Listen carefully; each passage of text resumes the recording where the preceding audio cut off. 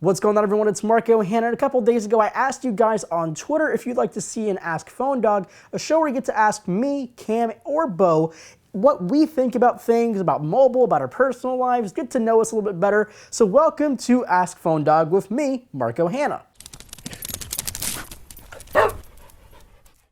So let's go ahead and dive straight into it. The first question comes from Twitter user at MobileTechVista, and he asks, what phone are you most anticipated for in 2015?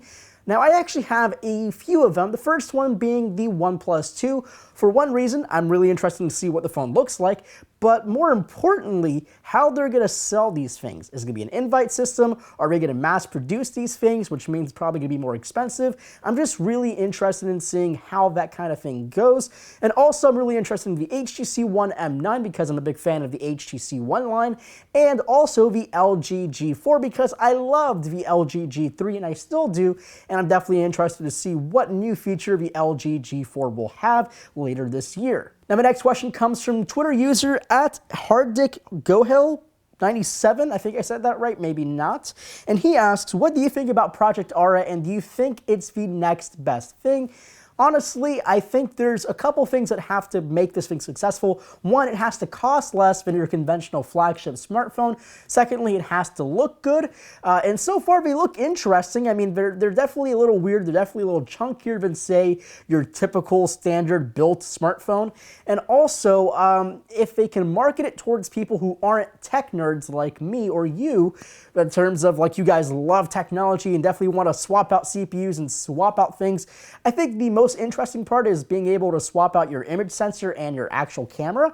That is pretty cool to me, and I think that it might be a very big consumer thing to market. If you want a Sony camera or you want a Motorola camera, and I don't know why you'd want one, that would be a very interesting thing. So I think it really has to do with how expensive this thing will be and when they can actually get it to the market, because right now we've only seen prototypes and we actually haven't gotten these shipped at all. So that's my answer. Next question comes from Twitter again, and the username is at DJBQC, and he asked, what are your thoughts about Microsoft's Holo Lens?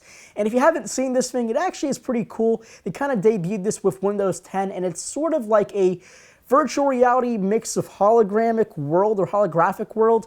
Now, in my opinion, it's virtual reality because you have to wear this headset. I mean, you're not really going to have holograms coming out of your floor or anything. That would be cool. I think that would be awesome, actually.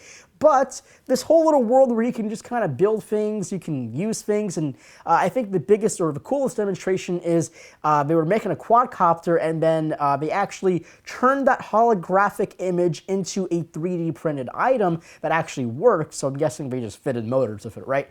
But that is a pretty cool idea. Now, again, I think that they have to really streamline the whole process and not say things like copy and paste and do things, and you kind of sound a little stupid when you do that. So it definitely looks interesting. I'm really excited for it. I can't wait to try it out myself. But again, everything has its limitations. If you definitely like virtual reality, go ahead and check out Austin Evans. He has a lot of cool stuff about virtual reality, so make sure to go and check his channel out. Now, my next Twitter question comes from user at Crinny, and she asks, I have an upgrade. Should I wait? Honestly, yes. If you're looking for an Android phone, we have the S6, we have possibly the Sony Xperia Z4, and also the flagship HTC One M9, and obviously the Galaxy S6 is also a flagship phone. Now, if you're looking for an iPhone, the iPhone 6 and 6 Plus are still really good choices right now. We're still pretty far away from the next iPhone, so I think you're pretty safe on that. And they are the best iPhones so far, so that's not a really bad choice. For Windows Phone, I mean, you can buy one right now. There's not too many to really pick from. I mean, the Lumia 830 is a good mid-flagship phone you can buy. Obviously, you can still buy the 1020, but it's pretty outdated by now. So I hope that kind of answers your question. I would tell you to wait if it's an Android phone. If it's an iPhone, go ahead and buy it. Next question also comes from Twitter, and the username is at SayoJoYT. I think I said that right, maybe. And he asks, HTC One M9 or OnePlus Two. Now, they're both theoretical devices, so we actually don't know what they look like or what their specs are. But if it were my pick, probably the OnePlus Two. Just saying. And our last question for this episode of Ask PhoneDog comes from username @mkinnon, and he asks, do you think the Snapdragon 810 processor will only get hot with Quad HD displays? This is a very interesting question because I don't think the Snapdragon 810 processor will actually get hot with a Quad HD display.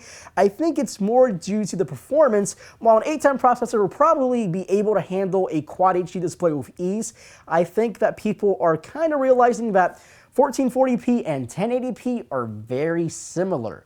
There's not that much difference. No one's making native 1440p content. I mean, we're making 4K content, but if you watch it on the YouTube application on a 1440 display, then you can actually watch it in 1440p, but that content was not shot in 1440p. I think someone called me out for that, but that's what I meant. Native content, 4K, not 1440p, so there's really not a big reason, and PPI, very negligible. Basically, 1080p around 400 pixels per inch, 1440p around 500 pixels per inch. You can't tell a difference between them. I'd be happy with a 1080p display. The OnePlus One has a 1080p display, and I definitely love that display. Now, the Nexus 6 and Galaxy Note 4 have great displays, but I just can't see the difference.